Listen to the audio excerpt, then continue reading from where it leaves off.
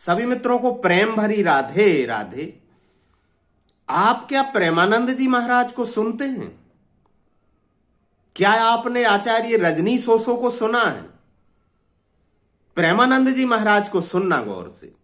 प्रेमानंद जी महाराज दो बातों को लेकर चलते हैं। एक तो वे बोलते हैं कि प्रारब्ध खत्म नहीं होता, अर्थात यदि जीवन में दुख है तो पिछले जन्मों के कर्मों का फल है, पिछले जन्मों का पापों का हिसाब चुका रहे।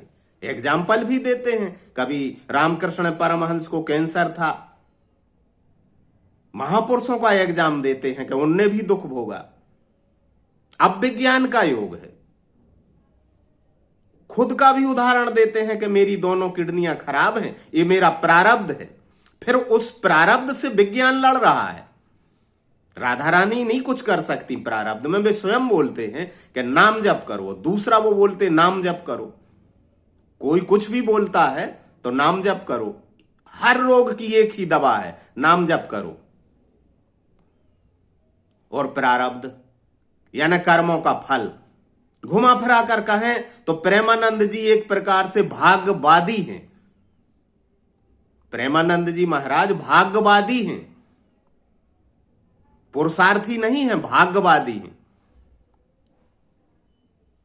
भाग्यवाद की धारणा को पुष्ट कर रहे हैं लोगों के दिलों में, और यह देश को अंधकार में भी ले जा सकती है यह भाषा।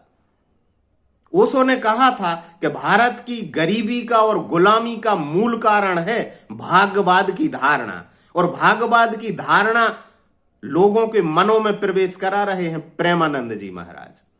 ओशो के अनुसार प्रेमानंद महाराज भारत को अंधकार में ले जाएंगे।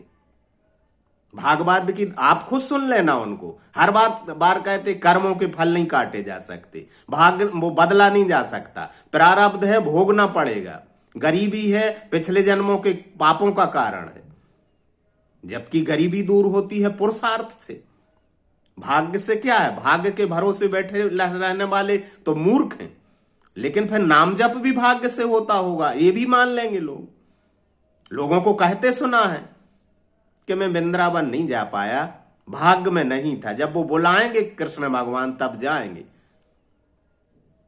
आलसी देव देव आलसी पुकारा, ये भाग्यवाद की धारणा क्यों डाल रहे प्रेमानंद जी महाराज?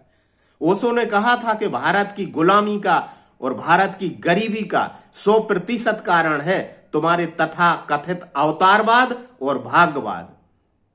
अवतारवाद की धारणा के भगवान आएंगे।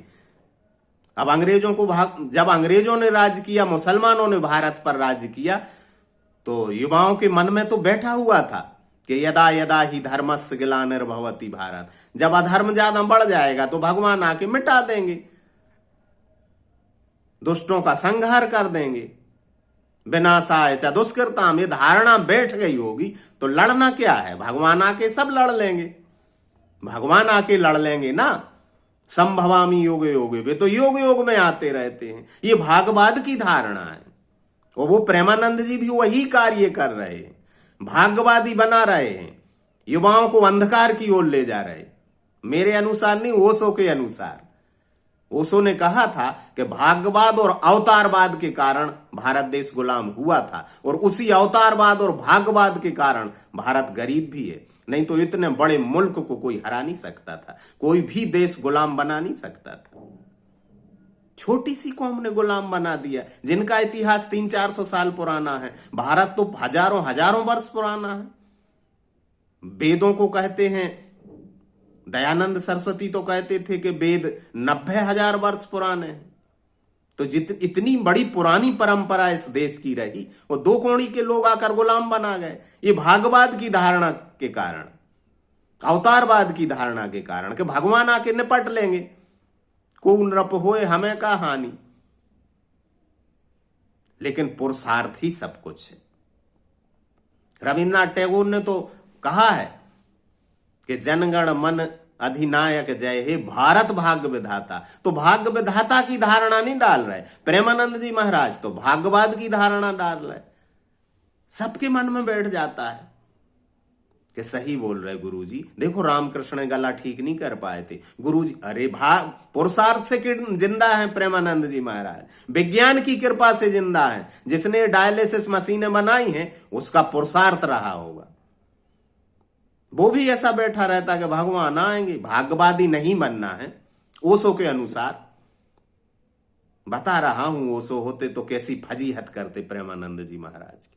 सुनना ओशो के प्रवचन और प्रेमानंद जी महाराज को सुनना। घुमा फिरा के अवतारवाद, भागवत और स्वर्ग नरक पर आ जाते हैं प्रेमानंद जी महाराज। घुमा फिरा के वही स्वर्ग, वही नरक और वही भाग्यवाद और वही अवतारवाद वहीं आ जाते घुमा फिरा के। नाम जप करो।